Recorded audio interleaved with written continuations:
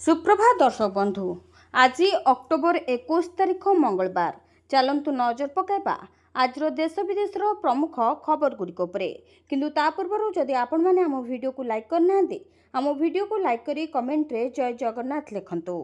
छठ पर्व पूर्व चाषी को सरकार बड़ भेटी मिल पीएम किसान टंकार 21तम किस्ती। केंद्र सरकार चाषी अनेक योजना चलाई जहाद्वारा लक्ष लक्ष चाषी सीधा सड़क लाभ पाँच। तेबे देशर अनेक चाषी आर्थिक भाव में सुरक्षित सेमानकु सहायता प्रदान करने प्रधानमंत्री किसान सम्मान निधि योजना आरंभ कर योजना अधीन चाषी मानकु वार्षिक 6000 टंका अनुदान प्रदान कराए। तीनोटी किस्ती सीधा सड़क सेमानक बैंक अकाउंट को पठाए। एपर्यंत योजनार 20टी किस्ती जारी करा एवं एबे चाषी माने 21तम किस्ती पई अपेक्षा करिसेंती।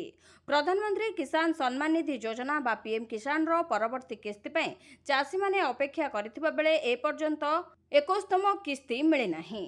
तेबे 20तम किस्ती अगस्त रे पठा जायतिला बेले सरकार प्रति 4 मास रे किस्ती पठांती। तेणु किस्ती अक्टोबर शेष किंबा नवेम्बर प्रथम सप्ताह रे आसबो बोली आशा करा जाउछि। किछि रिपोर्ट रे दाबी करा जाउछि जे एही किस्ती छठ पर्व पूर्वरु जारी करा जाय पारे जहाद्वारा चाषी माने पर्व समय आर्थिक सहायता पाई परिबे। किंतु एने सरकारक पक्षरु ए पर्यंत कोनोसी सरकारी घोषणा करा जाय नाही। आपणक सहर रे मिलिबो मागणा चिकित्सा ऑनलाइन रे केमिति करिवे चेक चलंतु जानिबा। आयुष्मान भारत योजना अधीन रे देशव्यापी लक्ष लक्ष लोके मागणा चिकित्सा पाउछंती। सरकार आर्थिक दृष्टि दुर्बल वर्गर लोकंक पई एही योजना आरंभ करथिले जहाद्वारा सेमाने प्रमुख हॉस्पिटल गुड़िकरे मध्य मागणा चिकित्सा पाई परिबे। तेबे देशव्यापी सरकारी एवं बेसरकारी हॉस्पिटल गुड़िकु एही योजना सहित जोड़ा जायछि। जदि आपणकर आयुष्मान कार्ड अछि तेबे आपण 5 लाख टंका पर्यंत कैशलेस चिकित्सा पाई परिबे। किंतु प्रश्न होछि आपणक सहर किंबा जिल्लार केउ हॉस्पिटल गुड़िक एही योजना सहित जड़ित आपण किपरि जानि परिबे। उत्तर ऑनलाइन रे अछि जेउठारे आपण केवल किछि मिनिट मध्यरे आपणक अंचलर समस्त तालिकाभुक्त हॉस्पिटल विषय सूचना पाई परिबे। तेबे आयुष्मान कार्ड माध्यम रे चिकित्सा सुविधा पाइबा पे हेले जरूरी जे हॉस्पिटल को योजना रे पंजीकृत हेबा आवश्यक। देशव्यापी हजार हजार सरकारी एवं बेसरकारी हॉस्पिटल ए योजना रो अंश अछंती। एथिरे हृदरोग ऑर्थो न्यूरो एवं साधारण शल्य चिकित्सा भली विभिन्न वर्ग अंतर्भुक्त अछि। तेबे आपणक सहरर एपरि हॉस्पिटल गुड़िकर तालिका देखिबा पई आपण आयुष्मान भारत वेबसाइट परिदर्शन करि परिबे। राज्य एवं जिला चयन करिबा परे आपण हॉस्पिटल फैनलट ऑप्शन पाइबे। एही विकल्प उपरे क्लिक करबा द्वारा आपणक अंचलर योजना सहित जड़ित हॉस्पिटल गुड़िकर एक संपूर्ण तालिका आसिबो। एही तालिका रे हॉस्पिटल रो नाम ठिकाना एवं उपलब्ध चिकित्सा मध्य सूचना अंतर्भुक्त थिबो। उपनिर्वाचन को नहीं केंद्र मंत्री जुएलराम को बड़ बयान कहले बीजेपी सपक्ष रे जीव आदिवासी भोट। नुआपड़ा उपनिर्वाचन को नहीं केंद्र मंत्री जुएलराम को बड़ बयान कहले मोहन माझी नेतृत्व में निर्वाचन लड़बू एवं जितबू। आदिवासी भोट भारतीय जनता पार्टी सपक्ष रे जीव। गत निर्वाचन में अधिक आदिवासी भोट बीजेपी पाइथिला। तेबे 5 लोकसभा आसन रु 4टी एवं 33टी विधानसभा आसन रु 18टी रे विजय होइछि। मुख्यमंत्री मंत्री मंडल रे मध्य आदिवासी भरपूर योगदान रही। बीजेपी को आदिवासी भोट मिलिबो द्रुत विकास रहिबो नुआपड़ार मुद्दा पूर्वरु मध्य करिछु एबे भी करिबो। तेबे केंद्र रे 11 वर्ष एवं राज्य रे 16 मास धरी द्रुत विकास करा जायछि। सरकार को आसिबा परे अनेक विकासमूलक काम करा जायछि। विभिन्न लोकंक अभियोग सुना जाउछि ताकू कार्यकारी मध्य हेउछि। तेबे लोके सबु देखुछन्ति 25 वर्षर बिगिड़ा स्थिति सजाडिबाकू समय लागिबो बोली कहचन्ति जुएलराम। यहाँ सह से कांग्रेस उपरे मध्य बर्षिछन्ति। निर्वाचन पूर्वरु कांग्रेस हताश रो परिचय देउछि। प्रार्थी पत्र दाखल सरिछि एबे प्रचार समय दल जेबे कहबो आमे सेबे मैदान को ओह्लाइबु बोली कहचन्ति जुएलराम। दक्षिण पूर्व बंगोपसागर रे सक्रिय घूर्णिबलय 24 घंटा नहीं पारे लघुचाप रूप। आगामी 24 घंटा मध्य दक्षिण पूर्व बंगोपसागर लघुचाप सृष्टि होबार संभावना रही। यह पश्चिम उत्तर पश्चिम दिग को गति करने सहित परवर्ती 48 घंटा मध्य दक्षिण बंगोपसागर केन्द्रीय अंश और निकटवर्ती पश्चिम केन्द्रीय बंगोपसागर अवपातर रूप नेबार संभावना अच्छी जहाँफल राज्य में आगामी 5 ରୁ 7 दिन वर्षा बिजुली घड़घड़ी और झटका पवन चाषी को आंचलिक पाणीपाग विज्ञान केन्द्र पक्षर सतर्क करा गत 24 ଘଣ୍ଟାରେ କିଛି ଜିଲ୍ଲାରେ ହାଲୁକାରୁ ମଧ୍ୟମ ଧରଣର ବର୍ଷା ରେକର୍ଡ କରାଯାଇଛି। ସର୍ବାଧିକ କେନ୍ଦୁଝର ଜିଲ୍ଲାର ସୋମପାଟଣାଠାରେ 79 ମିଲିମିଟର ବର୍ଷା ରେକର୍ଡ ହୋଇଛି। ତେବେ ଆଗାମୀ 24 ଘଣ୍ଟା ପାଇଁ ପୁରୀ, ଖୋର୍ଦ୍ଧା, ନୟାଗଡ଼, ଗଞ୍ଜାମ, ଗଜପତି, କଳାହାଣ୍ଡି, କନ୍ଧମାଳ, ରାୟଗଡ଼ା ଜିଲ୍ଲାର କିଛି କିଛି ସ୍ଥାନରେ ହାଲୁକାରୁ ମଧ୍ୟମ ବର୍ଷା ଅନୁଭୂତ ହେବାର ସମ୍ଭାବନା ରହିଛି। ଭାରତକୁ ପୁଣି ଟ୍ରମ୍ପଙ୍କ ଧମକ, ରୁଷଠୁ ତେଲ କିଣିଲେ ଆହୁରି ଲଗାଇବୁ ଟାରିଫ। ଆମେରିକା ରାଷ୍ଟ୍ରପତି ଡୋନାଲ୍ଡ ଟ୍ରମ୍ପ ପୁଣି ଥରେ ଭାରତକୁ ଧମକ ଦେଇଛନ୍ତି। ଯଦି ଭାରତ ରୁଷୀୟ ତୈଳ କ୍ରୟକୁ ସୀମିତ ନ କରେ ତେବେ ଭାରୀ ଶୁଳ୍କ ଲାଗୁ କରାଯିବ। ପୂର୍ବରୁ ସେ ଦାବି କରିଥିଲେ ଯେ ପ୍ରଧାନମନ୍ତ୍ରୀ ନରେନ୍ଦ୍ର ମୋଦି ତାଙ୍କୁ ବ୍ୟକ୍ତିଗତ ଭାବରେ ପ୍ରତିଶ୍ରୁତି ଦେଇଛନ୍ତି ଯେ ନୂଆଦିଲ୍ଲୀ ଏପରି ଆମଦାନୀ ବନ୍ଦ କରିବ। ଟ୍ରମ୍ପ କହିଛନ୍ତି, ପ୍ରଧାନମନ୍ତ୍ରୀ ମୋଦି ମୋତେ କହିଥିଲେ ଭାରତ ରୁଷଠୁ ତେଲ କିଣିବ ନାହିଁ, କିନ୍ତୁ ଯଦି ସେମାନେ ଏପରି ଜାରି ରଖନ୍ତି ତେବେ ସେମାନଙ୍କୁ ଭାରୀ ଶୁଳ୍କ ଦେବାକୁ ପଡ଼ିବ। ଟ୍ରମ୍ପଙ୍କୁ ସାମ୍ବାଦିକ ସମ୍ମିଳନୀରେ ଭାରତ ସରକାରଙ୍କ ପ୍ରତିକ୍ରିୟା ବିଷୟରେ ପଚରାଯାଇଥିଲା। ଆଉ ପ୍ରଧାନମନ୍ତ୍ରୀ ମୋଦିଙ୍କ ସହ ତାଙ୍କର ହୋଇଥିବା ଆଲୋଚନାକୁ ଭାରତ ଖାରଜ କରିଥିବା କଥା ଶୁଣି ଟ୍ରମ୍ପ ଚିଙ୍କି ଉଠିଥିଲେ। ଟ୍ରମ୍ପ ଏହାର ଉତ୍ତର ଦେଇ କହିଥିଲେ, ଯଦି ସେମାନେ ଏହା କହିବାକୁ ଚାହାନ୍ତି ତେବେ ସେମାନଙ୍କୁ ଭାରୀ ଶୁଳ୍କ ଦେବାକୁ ପଡ଼ିବ ଏବଂ ଆଉ ମୋଦି ତାହା କରିବାକୁ ଚାହିଁବେ ନାହିଁ। ତେବେ ବୁଧବାର ଦିନ ଓଭାଲ ଅଫିସରେ ଟ୍ରମ୍ପଙ୍କ ଅପ୍ରତ୍ୟାଶିତ ଘୋଷଣା ପରେ ଏହି ବିବୃତ୍ତି ଆସିଛି ଯେ ପ୍ରଧାନମନ୍ତ୍ରୀ ମୋଦି ତାଙ୍କୁ ପ୍ରତିଶ୍ରୁତି ଦେଇଥିଲେ ଯେ ଭାରତ ରୁଷଠାରୁ ତେଲ କିଣିବା ବନ୍ଦ କରିବ। ଟ୍ରମ୍ପ କହିଛନ୍ତି, ଭାରତର ପ୍ରାୟ 1/3 ତେଲ ରୁଷଠୁ ଆସିଥାଏ। ସେ ଆହୁରି ମଧ୍ୟ କହିଛନ୍ତି ଯେ ତାଙ୍କ ପ୍ରଶାସନ ଏହି କ୍ରୟଗୁଡ଼ିକୁ ୟୁକ୍ରେନ ଯୁଦ୍ଧ ପାଇଁ ମସ୍କୋର ଆର୍ଥିକ ସହାୟତା ଭାବେ ଦେଖେ। ତଥାପି ଭାରତର ବୈଦେଶିକ ମନ୍ତ୍ରଣାଳୟ ଟ୍ରମ୍ପଙ୍କ ଦାବିକୁ ଖାରଜ କରିଛି। ଏକ ସାମ୍ବାଦିକ ସମ୍ମିଳନୀରେ ମନ୍ତ୍ରଣାଳୟର ମୁଖପାତ୍ର ରଣଧୀର ଜୟସ୍ୱାଲ କହିଛନ୍ତି ଯେ ଟ୍ରମ୍ପ ଏବଂ ପ୍ରଧାନମନ୍ତ୍ରୀ ମୋଦିଙ୍କ ମଧ୍ୟରେ ହୋଇଥିବା କୌଣସି ଆଲୋଚନା ବିଷୟରେ ସେ ଅଜ୍ଞ ଅଟନ୍ତି। ଯୁଦ୍ଧ ବିରତି ଚୁକ୍ତିକୁ ଉଲ୍ଲଂଘନ, ପୁଣି ହମାସ ଓ ଇସ୍ରାଏଲ ଭିତରେ ଯୁଦ୍ଧ ସ୍ଥିତି। ଆମେରିକା ମଧ୍ୟସ୍ଥତାରେ ଇସ୍ରାଏଲ ଓ ହମାସ ମଧ୍ୟରେ ଅକ୍ଟୋବର 10ରେ ହୋଇଥିବା ଯୁଦ୍ଧବିରତି ଚୁକ୍ତିକୁ ଉଭୟ ପକ୍ଷ ଉଲ୍ଲଂଘନ କରି ପରସ୍ପରକୁ ଆକ୍ରମଣ କରିଛନ୍ତି। ଇସ୍ରାଏଲ ଏହି ଯୁଦ୍ଧ ବିରତିକୁ 40ରୁ ଅଧିକ ଥର ଉଲ୍ଲଂଘନ କରିଛି, ଯେଉଁଥିରେ 3 ଦିନ ମଧ୍ୟରେ ଅତି କମ୍ରେ 38 ଜଣ ପାଲେଷ୍ଟାଇନ ନାଗରିକଙ୍କର ମୃତ୍ୟୁ ହୋଇଛି ଏବଂ 143 ଜଣ ଆହତ ହୋଇଛନ୍ତି। ତେବେ ଅନ୍ୟପକ୍ଷେ ଆମେରିକା ଦାବି କରିଛି ଯେ ହମାସ ଗାଜାରେ ନାଗରିକଙ୍କ ଉପରେ ଆକ୍ରମଣ ଯୋଜନା କରୁଛି ଏବଂ ବଡ଼ ଧରଣର ଗଣହତ୍ୟା ପାଇଁ ଏହାର ସଦସ୍ୟମାନେ ପ୍ରସ୍ତୁତ ଅଛନ୍ତି। ତେବେ ହମାସ ଏଭଳି ଦାବିକୁ ଖଣ୍ଡନ କରିଛି। ଇସ୍ରାଏଲ ହମାସ ଉପରେ ଯୁଦ୍ଧବିରତି ଭାଙ୍ଗିବାର ଅଭିଯୋଗ ଆଣିଛି। ଗାଜାରେ ବିମାନ ଆକ୍ରମଣ କରି 45 ଜଣଙ୍କୁ ହତ୍ୟା କରିଥିବା କହିଛି ଇସ୍ରାଏଲ। ତେବେ ବୁରେଇଜ୍ ଶରଣାର୍ଥୀ ଶିବିର ସମେତ ବିଭିନ୍ନ ସ୍ଥାନରେ ଆକ୍ରମଣରେ ଅଧିକାଂଶ ସାଧାରଣ ନାଗରିକ ମୃତ୍ୟୁବରଣ କରିଛନ୍ତି। ଇସ୍ରାଏଲର 2 ଯବାନ ମଧ୍ୟ ରାଫାରେ ନିହତ ହୋଇଛନ୍ତି। ସେପଟେ ଇସ୍ରାଏଲର ଅଭିଯୋଗକୁ ହମାସ ଅସ୍ୱୀକାର କରିଛି। ଗଞ୍ଜାମରେ ଅଭାବନୀୟ ଘଟଣା, ବେଆଇନ ବାଣ ଭିଡୁଥିବା ବେଳେ ଚାଲିଗଲା ଜୀବନ। ବାଣ ବିସ୍ଫୋରଣରେ ଚାଲିଗଲା ଜୀବନ। ବେଆଇନ ଭାବେ ଦୀପାବଳି ପାଇଁ ଭିଡୁଥିଲେ ବାଣ। ଖଲିକୋଟ ଥାନା କୈଠଡ଼ା ଗ୍ରାମରେ ଅଭାବନୀୟ ଘଟଣା। ବାଣ ତିଆରି କରିବା ସମୟରେ ଅସାବଧାନତା ଯୋଗୁଁ ହୋଇଛି ବିସ୍ଫୋରଣ। ବିସ୍ଫୋରଣ ଏତେ ଭୟଙ୍କର ଥିଲା ଯେ ବିସ୍ଫୋରଣରେ ଯୁବକ ଗୋଟିଏ ଗୋଡ଼ ଓ ଗୋଟିଏ ହାତ ଉଡ଼ିଯାଇଛି। ଖଲିକୋଟ ମେଡିକାଲରେ ମୃତ ଘୋଷଣା କଲେ ଡାକ୍ତର। ତେବେ ମୃତ ଯୁବକ ଜଣକ ହେଉଛନ୍ତି କୈଠଡ଼ା ଗ୍ରାମର ପିଣ୍ଟୁ ପଲେଇ। ଘଟଣାସ୍ଥଳରେ ପୋଲିସ ପହଞ୍ଚି ତଦନ୍ତ ଆରମ୍ଭ କରିଛି। ପୀତବାସ ପଣ୍ଡା ହତ୍ୟା ମାମଲାରେ ନୂଆମୋଡ଼, 15 ଲକ୍ଷରେ ହୋଇଥିଲା ଡିଲ୍। ବହୁ ଚର୍ଚ୍ଚିତ ଆଇନଜୀବୀ ପୀତବାସ ପଣ୍ଡା ହତ୍ୟା ମାମଲାରେ ଆସିଲା ନୂଆମୋଡ଼। ବ୍ରହ୍ମପୁରର ଜଣେ କର୍ପୋରେଟର ଏହି ହତ୍ୟା ଘଟଣାର ମାଷ୍ଟରମାଇଣ୍ଡ ବୋଲି କୁହାଯାଉଛି। ବିହାରୀ ଯୁବକ ନୁହେଁ, ବରଂ ଦିଗପହଣ୍ଡି ଥାନା ଇଲାକାର ପିଲା ହିଁ ସୁପାରି ନେଇ ପୀତବାସଙ୍କୁ ଗୁଳି କରିଛନ୍ତି। ଏଥିପାଇଁ 15 ଲକ୍ଷ ଟଙ୍କାର ଡିଲ୍ ହୋଇଥିଲା ବୋଲି ଶୁଣିବାକୁ ମିଳୁଛି। ହେଲେ କର୍ପୋରେଟରଙ୍କ ସମ୍ପୃକ୍ତି ଜଣାପଡ଼ିବା ପରେ ଏହି ହତ୍ୟା ଘଟଣା ରାଜନୈତିକ ଓ ବ୍ୟବସାୟିକ ଶତ୍ରୁତା ଆଡ଼କୁ ଅଙ୍ଗୁଳି ନିର୍ଦ୍ଦେଶ କରୁଛି। ଗତ 6 ତାରିଖରେ ରାଜ୍ୟ ଆଇନଜୀବୀ ପରିଷଦ ସଦସ୍ୟ ପୀତବାସଙ୍କୁ ବୈକୁଣ୍ଠ ନଗର ଛକଠାରେ 2 ଜଣ ଯୁବକ ଅତି ନିକଟରୁ ଗୁଳି କରି ହତ୍ୟା କରିଥିଲେ। ହତ୍ୟାକାରୀମାନେ ବିହାର ରାଜ୍ୟର ସୁପାରି କିଲର ତଥା ସାର୍ପ ସୁଟର ବୋଲି ପୋଲିସର ପ୍ରାଥମିକ ତଦନ୍ତରୁ ଜଣାପଡ଼ିଥିଲା। ସେହି କ୍ରମରେ ପୋଲିସ ବିହାର ସମେତ ଉତ୍ତରାଖଣ୍ଡ, ପଶ୍ଚିମବଙ୍ଗ ଓ ଆନ୍ଧ୍ରପ୍ରଦେଶ ଯାଇ 5 ଜଣ ଅଭିଯୁକ୍ତଙ୍କୁ ଉଠାଇ ଆଣିଥିଲା। ହେଲେ ତଦନ୍ତ ବେଳେ ସେହି ଯୁବକମାନେ ପୀତବାସଙ୍କୁ ହତ୍ୟା ପାଇଁ ଯୋଜନା କରି ବ୍ରହ୍ମପୁର ଆସିଥିଲେ ମଧ୍ୟ କୌଣସି କାରଣରୁ ଏହି ଡିଲ୍ରୁ ଓହରି ଯାଇଥିଲେ। यापर हत्या घटनार षड्यंत्रकारी तथा मास्टरमाइंड गंजामर 2 जण युवकଙ୍କୁ सुपारी दे हत्या करने राजी होते। एथिपाई उभय युवक 15 लाख टंका नेइथिबा कुहा जाउछि। तेबे पुलिस बिहार युवक समेत अन्य राज्यरू उठाई आनिथिबा युवकଙ୍କୁ घन घन जेरा बेले बहु तथ्य हासिल करथिला। जणे कॉर्पोरेटर समेत सहरर जणे सक्रिय नेता जिलार अन्य जणे व्यवसायी सहयोगी जरिया बाहर राज्यर युवकଙ୍କୁ सुपारी देथिले। बाहर राज्यर एही युवक माने गत सेप्टेम्बर मासरे ब्रह्मपुर आसिथिले। सेही समय सेमाने षड्यंत्रकारी ठारू 40,000 टंका ने ब्रह्मपुर रे अनेक दिन रहिथिले।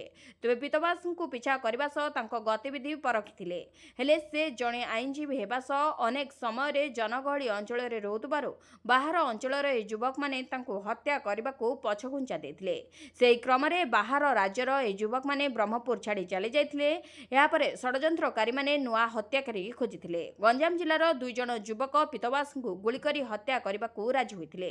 सेही क्रम रे योजना मध्य प्रस्तुत होइथिला। तेबे पुलिस संपृक्त कॉर्पोरेटर ओ नेतांकू अटक रखी पचराउचरा करुथबा विशेष सूत्ररू जाना पड़छि। हेले पितवासଙ୍କୁ हत्या करिथबा युवक माने वर्तमान पर्यंत फेरार अछंती। मागणा सुना देउछि अंबानी कंपनी 10 लाख पर्यंत जीति पारिबे पुरस्कार। दीपावली भली पर्वपर्वाणी अवसर में सुना किणवा प्रति समस्त आग्रह बढ़िथाए, किंतु वर्धित दर को देखि पकेट खाली करने को हाथ जाएनि। तेबे एही समस्यार समाधान पई जियो फाइनान्स नहीं आसी एक बढ़िया ऑफर। एही धनतेरस एवं दीपावली रे जियो फाइनान्स डिजिटल सुना किणवा पई एक जबरदस्त ऑफर आनिछि। जियो गोल्ड 24K डेज नाम रे उपलब्ध एही ऑफर बेस लोकप्रिय होछि। एबे आपण मात्र 2000 टंकारे सुना किनि पारिबे एवं संपूर्ण मागणारे 2% अतिरिक्त सुना पाई पारिबे। यास 20,000 किंबा ताठारु अधिक मूल्यर 10 लाख टंका पर्यंत पुरस्कार जितिबार सुजोग मध्ये मिलिबो। एही ऑफर सीमित समय पई रहिछि। तेबे यूजर माने केवल अक्टोबर 18 रु 23 तारिख पर्यंत यार लाभ उठाई पारिबे। तेबे जियो फाइनान्स तरफरु दीपावली पई कोन रहिछि सुवर्ण ऑफर आसंतु जानिबा। दीपावली भली शुभ अवसर रे आपण एबे घरे बसी आराम रे शुद्ध 24 कैरेट सुना किनि पारिबे। 18 रु 23 अक्टोबर मध्य जियो फाइनान्स एवं माई जियो आप माध्यम 2000 टंका ताठारु अधिक मूल्यर सुना क्रय करुवा उपभोक्ता माने अतिरिक्त 2% मागणा सुना पाई पारिबे। एही मागणा सुना 72 घंटा मध्य स्वयं चालित भाव में उपभोक्ता सुना आउटलेट रे जमा होइजिबो। यार अर्थ होछि धाड़ी रे ठिया न होई किंबा दुकान को न जाई घरे बसी मोबाइल फोन रे आपण एही निवेश करि पारिबे। कंपनी कहिछि जे जेउ ग्राहक माने 20,000 किंबा ताठारु अधिक मूल्यर सुना किनिबे सेमाने स्वयंचालित भाव में जियो गोल्ड मेगा पुरस्कार ड्र रे प्रवेश करि पारिबे। एही ड्र रे स्मार्टफोन, टीवी, सुना मुद्रा, मिक्सचर ग्राइंडर एवं गिफ्ट भाउचर समेत अनेक आकर्षणीय पुरस्कार रहिछि। बीजेडी को जयनारायण को कटाक्ष कहले बीजेडी लढ़िबा भली लागुनी, केवल फिल इन द ब्लैंक्स अछि। नुआपड़ा उपनिर्वाचन रे भाजपार बृहत विजय हेबो कहचंती वरिष्ठ विधायक जयनारायण मिश्र। से कहचंती राजनीति जो भली मोड़ नेउछि बीजेडी विलुप्त हेबो। बीजेडी को बंचाई रखिबा पई केंद्रीय नेतृत्व चाहुचंती।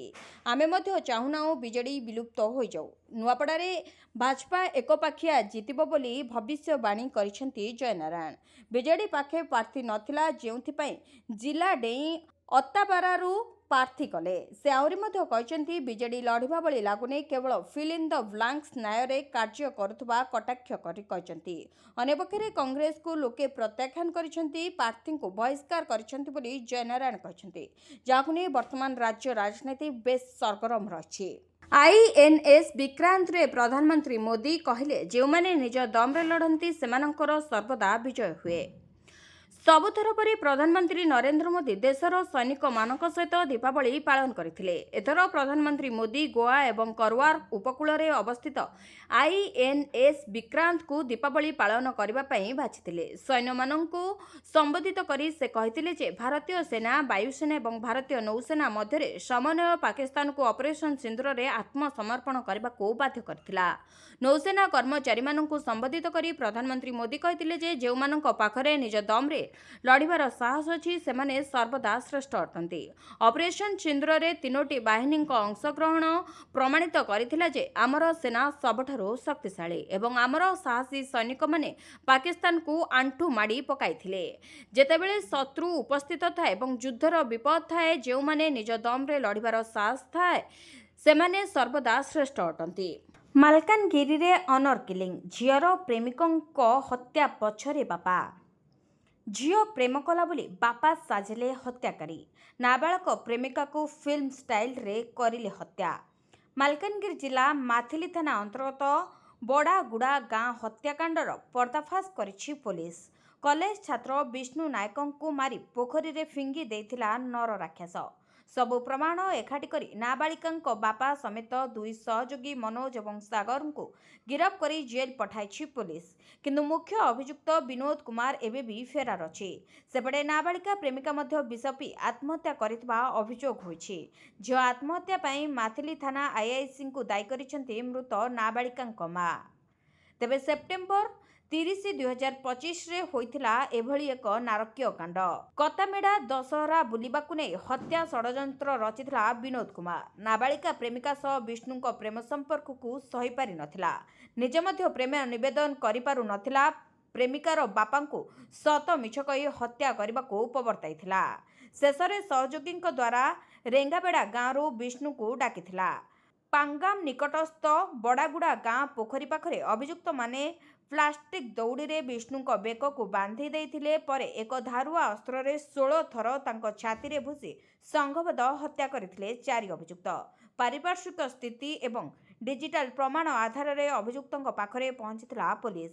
ସେପଟେ ନାବାଳିକାଙ୍କ ମୃତ୍ୟୁ ନେଇ ପୋଲିସ ବିରୋଧରେ ଅଭିଯୋଗ ଘଟଣାରେ ସ୍ପଷ୍ଟୀକରଣ ଦେଇଛି ମାଥିଲି ପୋଲିସ। ଅଧା ଓଡ଼ିଶାକୁ ଶୁଭୁନି ହ୍ୟାଲୋ ହ୍ୟାଲୋ। ଓଡ଼ିଶାର 49% ଅଞ୍ଚଳରେ ନେଟୱାର୍କ ସମସ୍ୟା। ଡିଜିଟାଲ ଇଣ୍ଡିଆ ଟ୍ୟାଗ ଲଗାଇ ଆଗକୁ ବଢ଼ୁଛି ଦେଶ। ଏମିତି ଯେ ଇଣ୍ଟରନେଟ୍ ବିନା ସରକାରୀ ଯୋଜନାର ଲାଭ ପାଇପାରିବେନି ହିତାଧିକାରୀ। କୋର୍ଟ କଚେରୀଠାରୁ ଆରମ୍ଭ କରି ଜମିବାଡ଼ି ମଣ୍ଡିରେ ଚାଷୀଙ୍କୁ ଟୋକେନ୍ ପାଇବାକୁ ହେଲେ ଓଟିପିର ଆବଶ୍ୟକତା ପଡ଼ୁଛି। ରାଜ୍ୟ ସରକାର ବି କେନ୍ଦ୍ରକୁ ଦେଖାଦେଖି ସବୁ ଯୋଜନାର ଡିଜିଟାଇଜେସନ୍ କରିଛନ୍ତି।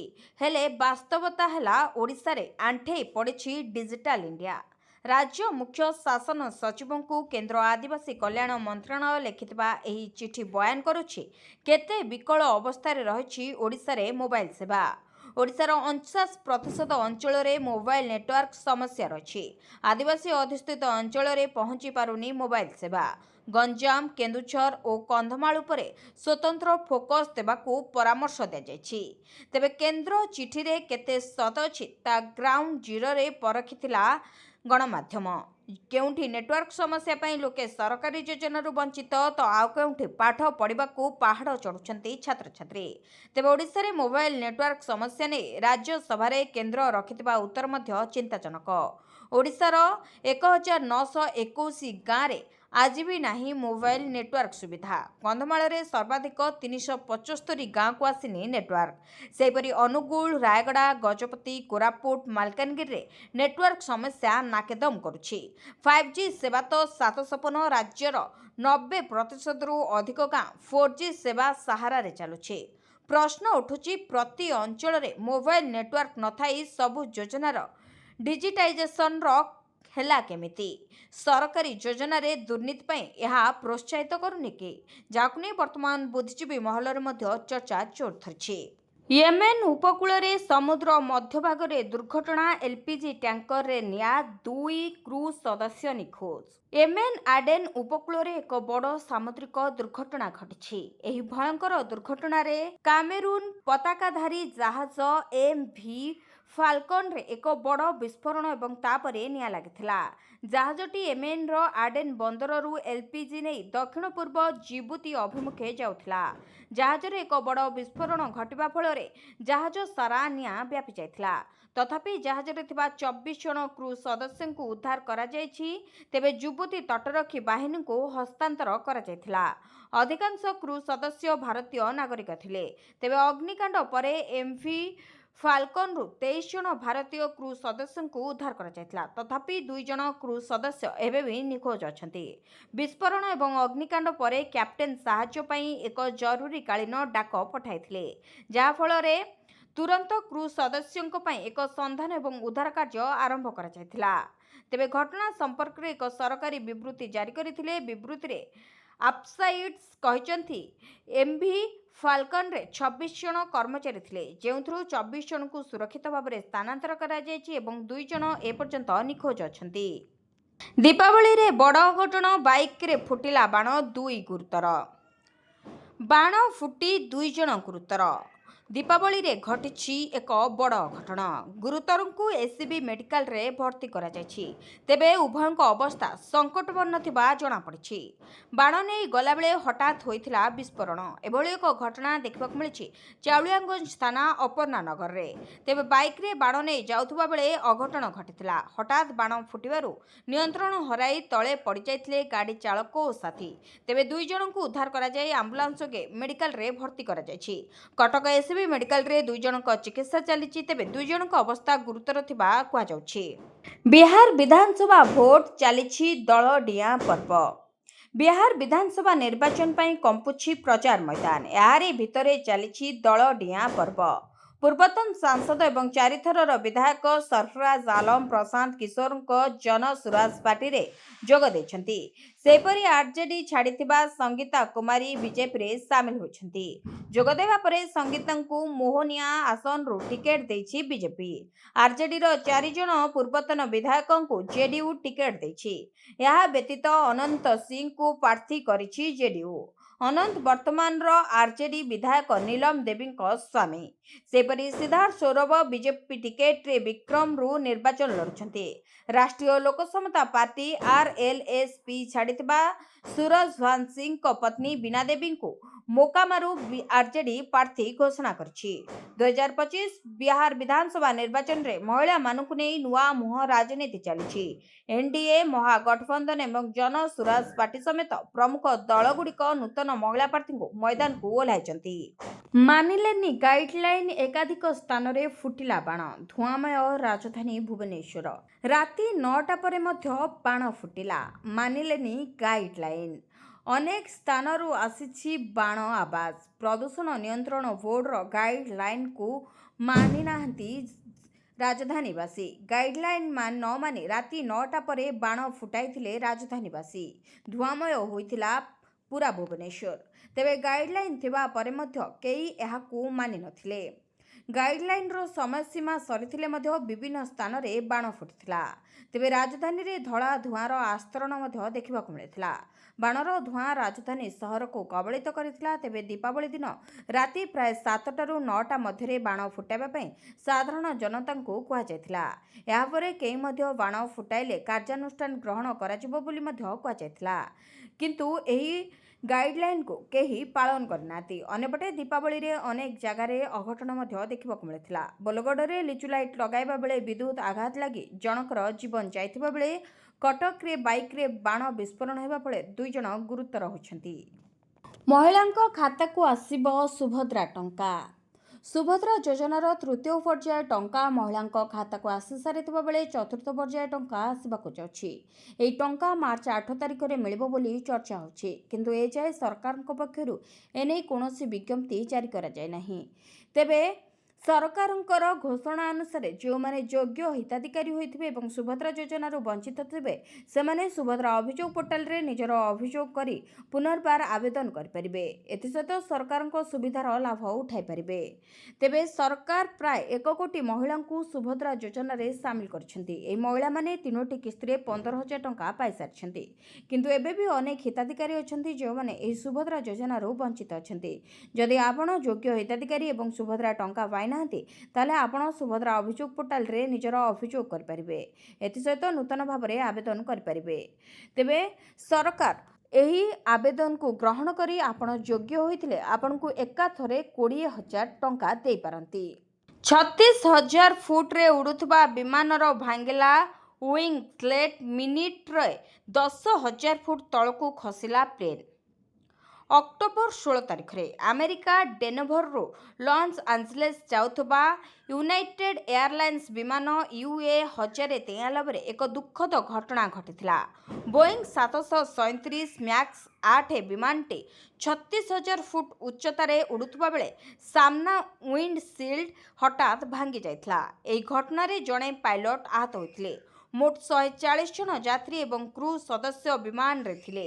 ୱିଣ୍ଡସ୍ଲିଟ୍ ଭାଙ୍ଗିବା ପରେ ବିମାନଟି 10,000 ଫୁଟ ତଳକୁ ଖସି ଯାଇଥିଲା। ପାଇଲଟ ତୁରନ୍ତ ଜରୁରୀକାଳୀନ ପ୍ରକ୍ରିୟା କାର୍ଯ୍ୟକାରୀ କଲେ ଏବଂ ବିମାନକୁ ସୁରକ୍ଷିତ ଭାବରେ ସଲ୍ଟ ଲେକ୍ ସିଟି ବିମାନବନ୍ଦରକୁ ଆଣିଥିଲେ। ପରେ ଯାତ୍ରୀମାନଙ୍କୁ ଏକ ବୋଇଂ 737 ମ୍ୟାକ୍ସ 9ରେ ପୁନଃ ଉଡ଼ାଯାଇଥିଲା। ତେବେ ଲସ୍ ଆଞ୍ଜେଲେସ୍କୁ ପଠାଇ ଦିଆଯାଇଥିବା ଜଣାପଡ଼ିଥିଲା। ଏହି ଘଟଣାରେ କୌଣସି ଯାତ୍ରୀ ଆହତ ହୋଇନଥିଲେ, କିନ୍ତୁ ବିମାନ ପ୍ରାୟ 6 ଘଣ୍ଟା ବିଳମ୍ବ ହୋଇଥିଲା। ଘଟଣା ପରେ ଅନଲାଇନରେ ସାମ୍ନାକୁ ଆସିଥିବା ଫଟୋରେ ଭଙ୍ଗା ୱିଙ୍ଗସ୍ଲେଟ୍ରେ ପଡ଼ି ଯାଇଥିବା ଚିହ୍ନ ଏବଂ ପାଇଲଟଙ୍କ ହାତରେ ଆଘାତ ଲାଗିଯାଇଥିଲା। ବିମାନଟି ସଲ୍ଟ ଲେକ୍ ସିଟିରୁ ପ୍ରାୟ 322 କିଲୋମିଟର ଦକ୍ଷିଣ ପୂର୍ବରେ ଥିଲା। ଯେତେବେଳେ କ୍ରୁ ଭଙ୍ଗା ୱିଣ୍ଡସିଲ୍ଡ ବିଷୟରେ ରିପୋର୍ଟ କରିଥିଲେ, ବିମାନ ବିଶେଷଜ୍ଞମାନେ ବିଶ୍ୱାସ କରନ୍ତି ଯେ କାଚ ଭାଙ୍ଗିବା, ମହାକାଶ ଭଗ୍ନାବଶେଷ କିମ୍ବା ଏକ ଛୋଟ ଉଲ୍କାପିଣ୍ଡ ସହିତ ଧକ୍କା ହେତୁ ହୋଇପାରେ। ବିମାନର ୱିଙ୍ଗସ୍ଲେଟ୍‌ଗୁଡ଼ିକ ସାଧାରଣତଃ ପକ୍ଷୀ ଆଘାତ କିମ୍ବା ଉଚ୍ଚ ଚାପ ସହ୍ୟ କରିପାରେ, କିନ୍ତୁ ଏକ ଦ୍ରୁତ ଗତିର ପ୍ରଭାବ ସେମାନଙ୍କୁ କ୍ଷତି ପହଞ୍ଚାଇପାରେ।